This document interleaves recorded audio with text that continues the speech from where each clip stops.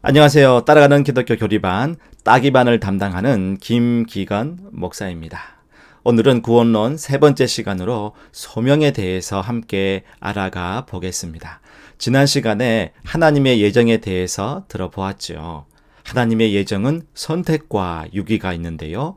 우리 모두는 하나님께 선택받은 자들입니다. 하나님의 예정을 받아들인다는 것은 나의 선택이 아니라 하나님의 선택이기에 나의 믿음이 흔들리지 않도록 잡아줍니다. 또한 나의 노력이 아니라 전적인 하나님의 은혜이기에 교만하지 않고 겸손하게 하며 선택받은 자를 내 주변에 붙여주심으로 간절히 기도하게 하고 어려운 여건 속에서도 전도와 선교에 힘쓰게 되죠. 이처럼 하나님께서는요, 우리를 선택하셔서 부르시는데요. 하나님의 부르심을 소명이라고 합니다. 어떤 분은 이렇게 말씀하기도 합니다. 제가 기도해 보니까 목회자로 부르심을 받은 것 같습니다. 라고 말씀하시는 분이 계십니다. 목회자로 부르심을 소명이라고 생각할 수도 있는데요. 목회자로 부르심이 있기 이전에 우리는 그리스도인, 즉 성도로서 부르심을 받았죠. 하나님께서 창세전부터 우리를 택하시고 성도로 부르셨다는 그 자체를 소명이라고 한다면 그 부르심의 구체적인 내용, 즉 목회자로 부르심은 사명이라고 할 수 있습니다. 사명감은 하나님께서 내게 이것을 하라 명령하셨다고 깨닫는 것이라고 할 수 있겠지요. 그래서 간단하게 말하면 소명받은 자가 사명을 감당한다고 할 수 있습니다. 자, 그럼 소명, 하나님의 부르심에 대해서 한번 알아볼까요? 이 세상에 수많은 사람들이 복음을 듣습니다. 어떤 사람은 예수님을 믿고 어떤 사람은 예수님을 믿지 않습니다. 많은 사람들이 예수님을 부인하는데 어떻게 우리는, 저와 여러분은 예수님을 믿는 것일까요? 그 차이는요, 하나님의 부르심 때문입니다. 복음을 받아들이기 전에 이미 신자로 부르심을 받은 자들이기 때문이지요. 로마서 1장 7절에 보시면 로마에서 하나님의 사랑하심을 받고 성도로 부르심을 받은 모든 자에게 하나님 우리 아버지와 주 예수 그리스도로부터 은혜와 평강이 있기를 원하노라 라고 말씀합니다. 바울은 로마서를 기록하면서 믿는 자를 성도로 부르심을 받은 자라고 했습니다. 또한요, 베드로도 이렇게 말했습니다. 베드로전서 2장 9절입니다. 그러나 너희는 택하신 족속이요 왕 같은 제사장들이요 거룩한 나라요 그의 소유가 된 백성이니 이는 너희를 어두운 데서 불러내어 그의 기이한 빛에 들어가게 하신 이의 아름다운 덕을 선포하게 하려 하심이라. 아멘. 어두운 데서 불러낸 자들이라고 말하고 있지요. 성경의 많은 사람들이 이렇게 부르심을 받았습니다.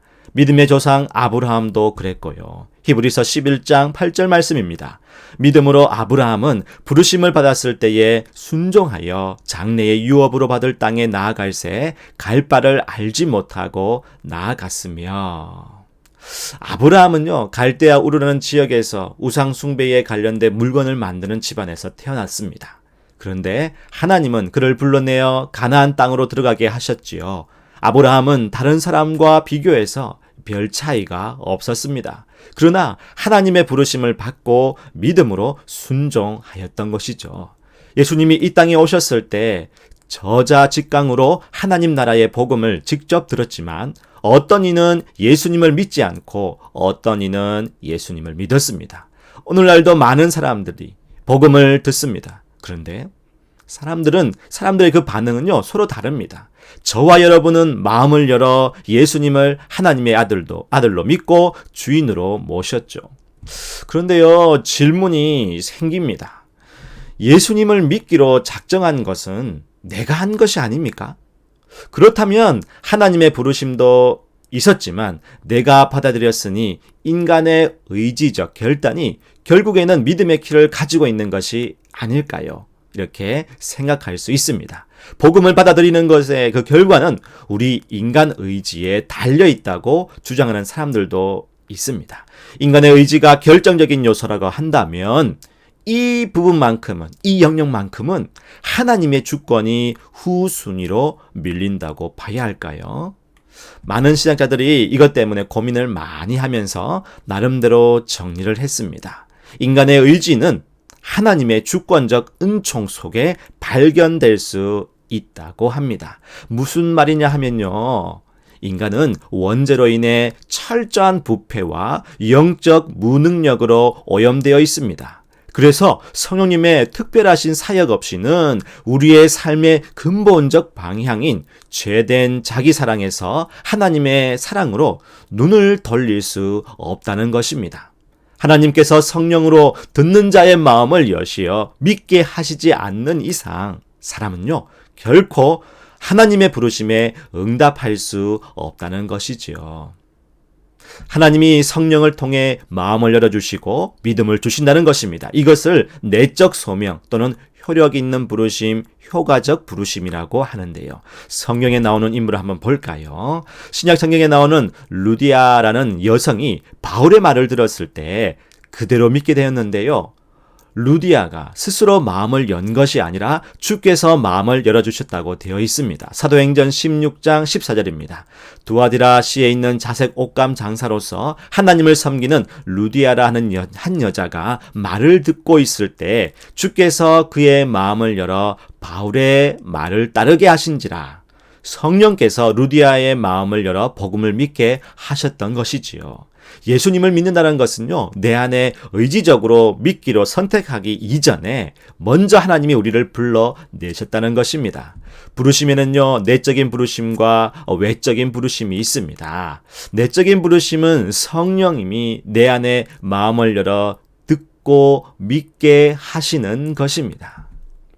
또한요, 외적인 부르심은 우리가 복음을 듣는 전도, 여러 가지 모양으로 듣는 전도를 말하는 거죠. 전도를 하다 보면요, 예수님을 믿겠다고 말하는 사람이 있는 반면에 무시하거나 반응이 없는 사람도 있습니다. 예수님을 믿겠다고 반응하는 사람은 전도하는 사람의 말이나 선물 때문에 의지적 결단을 한 것이 아닙니다. 먼저 성령께서 그 사람의 마음을 열어주신 것이죠. 외적 부르심, 즉 전도를 통하여 내적 부르심이 그 사람 안에 있었다는 것을 볼 수 있습니다. 그러나 복음을 듣기 싫다거나 무시하는 사람은요, 전도를 통해 외적 부르심을 받기는 했지만 성령님의 내적 부르심이 아직 없는 사람이라고 할 수 있죠. 아직이라는 말처럼 그 사람이 선택받은 자인지 아닌지 알 수 없지만 복음을 듣고 마음이 열리는 내적 부르심이 언젠가는 생기겠지요. 그 사람이 택함받은 자인지는 아닌지 판단할 수는 없지만 우리는 전도하기를 그치지 말아야겠지요. 하나님이 우리를 부르실 때에 전도를 통해 외적으로 부르시고 성령을 통해 마음을 열어 내적으로 부르십니다. 귀로 듣는 마음, 말씀과 마음속에 성령으로 부르시는 것이지요. 효과적인 부르심, 효력 있는 부르심이 나타나는 것은 복음 선포와 성령의 역사가 있어서 함께 일어났다고 할 수 있습니다. 하나님이 창세전에 우리를 택하셨다고 했지요. 하나님은 우리를 택하셨는데 태어날 때부터 하나님을 믿는 마음을 우리 안에 심어 넣으신 것은 아닙니다. 전적으로 부패하고 전적으로 타락해서 하나님을 알만한 지혜와 지식이 우리 안에 없지요. 하나님은 우리를 부르실 때에 1대1로 다가오십니다. 복음 전도를 통해 외적으로 부르시는 것이죠. 로마서 10장 13절에서 15절 말씀입니다.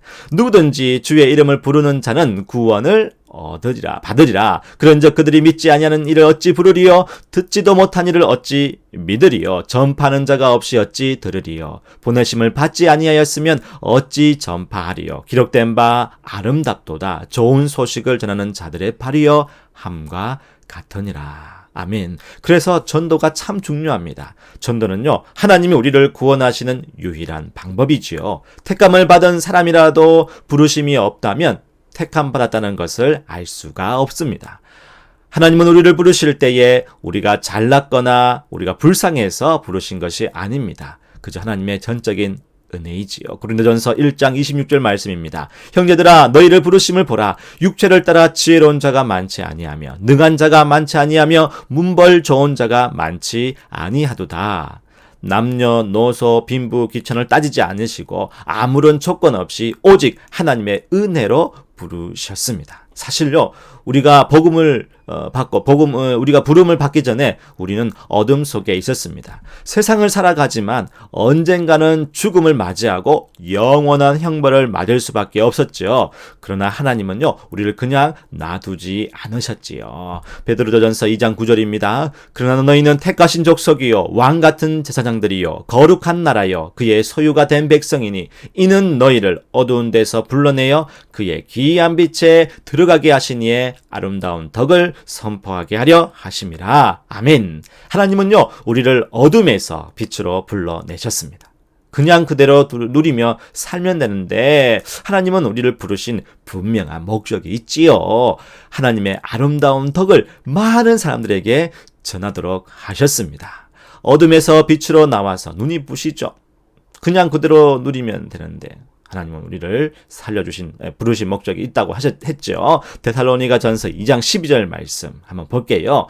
이는 너희를 부르사 자기 나라와 영광에 이르게 하시는 하나님께 어떻게 해요? 합당히 행하게 하려 함이라. 아멘.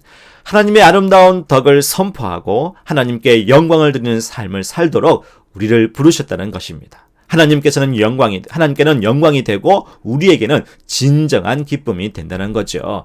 또한 하나님께 영광을 드리는 삶을 살 뿐만 아니라 예수 그리스도와 함께 교제하게 하십니다.